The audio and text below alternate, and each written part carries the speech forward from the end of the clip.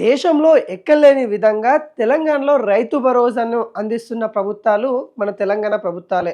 ముఖ్యంగా గత ప్రభుత్వం రైతు బంధు పేరుతోనే రైతుల ఖాతాలో డబ్బులు జమ చేసేది. ఇప్పుడు రైతు భరోసా పేరుతోని ఆ పథకాన్ని కొనసాగింపుగా కాంగ్రెస్ పార్టీ కూడా ఇటు రైతులకి రైతు భరోసా అందిస్తున్న పరిస్థితి కనబడుతూ ఉంది. అయితే నిజమైన రైతులకు మాత్రమే రైతు భరోసా అందించాలనే ఉద్దేశంతోని భారీ కోతలు విధించడానికి కాంగ్రెస్ ప్రభుత్వం అయితే చూస్తూ ఉంది. ఎవరైతే వ్యవసాయం చేస్తూ ఉన్నారో వాళ్ళకు మాత్రమే రైతు భరోసా అందించే విధంగా ప్రణాళిక సిద్ధం చేస్తూ ఉంది. ఇప్పటికే అనేక విధాలుగా రైతు భరోసాకు సంబంధించిన అంశాలపైన కొంత వివాదం అయితే తెరపైకైతే వస్తూ ఉన్న పరిస్థితి కనబడుతూ ఉంది. ముఖ్యంగా గతంలో ఎన్ని ఎకరాలు ఉన్నా కానీ రైతు భరోసా పడేది. ఇప్పుడు కాంగ్రెస్ పార్టీ వచ్చిన తర్వాత కోతలు విధిస్తూ ఉన్నారు అనే విధంగా కొంతమంది రైతులు కూడా అసహనం వ్యక్తం చేస్తూ ఉన్నారు. అయితే కాంగ్రెస్ పార్టీ ఎవరు నిజమైన రైతులు ఉంటారో వాళ్ళకు మాత్రమే ఇస్తాము, కొండలకి గుట్టలకి ఏదైతే రియల్ ఎస్టేట్ దందా చేసే వాళ్ళకి రైతు భరోసా ఇచ్చి ఇప్పటికే తెలంగాణ ఆర్థిక వ్యవస్థ అతలకుతలం అవుతా ఉంది, ఇంకా ఇబ్బంది పాలు అవ్వకుండానే ఇప్పుడే ముందు జాగ్రత్త పడితే బాగుంటుంది అనే విధంగా ఇటు కాంగ్రెస్ పార్టీ అయితే చూస్తున్న పరిస్థితి అయితే కనబడుతుంది. దానిలో భాగంగానే 20 నుండి 25 లక్షల వరకు దాదాపుగా ఎకరాల భూమికి అయితే గుర్తించినట్టు కూడా కనబడతా ఉంది. ఆ భూమి ఇంకా రియల్ ఎస్టేట్ సంబంధించిన భూములు గాను ఇటు హైవేలకు గాను గుర్తించినట్టు అయితే కనబడతా ఉంది. మరి వాటికి రైతు భరోసా డబ్బులు అయితే పడవు అన్నట్టుగా క్లియర్ కట్గా ప్రభుత్వం అయితే చెప్తున్న పరిస్థితి అయితే కనబడతా ఉంది. శాటిలైట్ ద్వారా ఇక్కడ మొత్తం కూడా ఒక సర్వే నిర్వహించడం అయితే జరిగింది.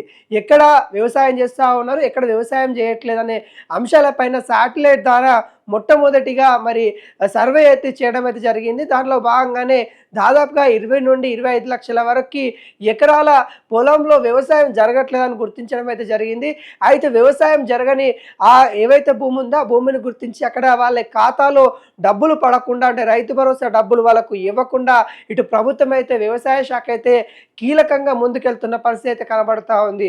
గత ప్రభుత్వం కొండలకి గుట్టలకి రాజకీయ నాయకులకి భూతందా చేసేటోళ్ళకి ఇటు రియల్ ఎస్టేట్ దందా చేసేటోళ్ళకి ప్రతి ఒక్కరు కూడా పట్టా ముక్కు ఉందంటే వాళ్ళ అకౌంట్లో రైతు బంధు డబ్బులు పడ్డాయి. అలా కాకుండా ఎవరైతే నిజమైన రైతులు ఉన్నారో వాళ్ళకు మాత్రమే రైతు బంధు వేసే విధంగా ఇటు ప్రభుత్వం అయితే కీలక చర్యలు అయితే తీసుకుంటా ఉంది.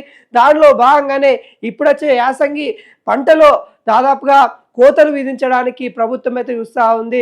మరి రైతులు ఎవరైతే ఉంటారో నిజమైన రైతులకు మాత్రమే రైతు భరోసా అందించే విధంగా ముందుకెళ్తున్న పరిస్థితి కనబడతా ఉంది. అయితే ఇక్కడ మొన్న కూడా మనం చూస్తాం, మొదటి విడత సంబంధించిన డబ్బులు అయితే పడ్డాయి.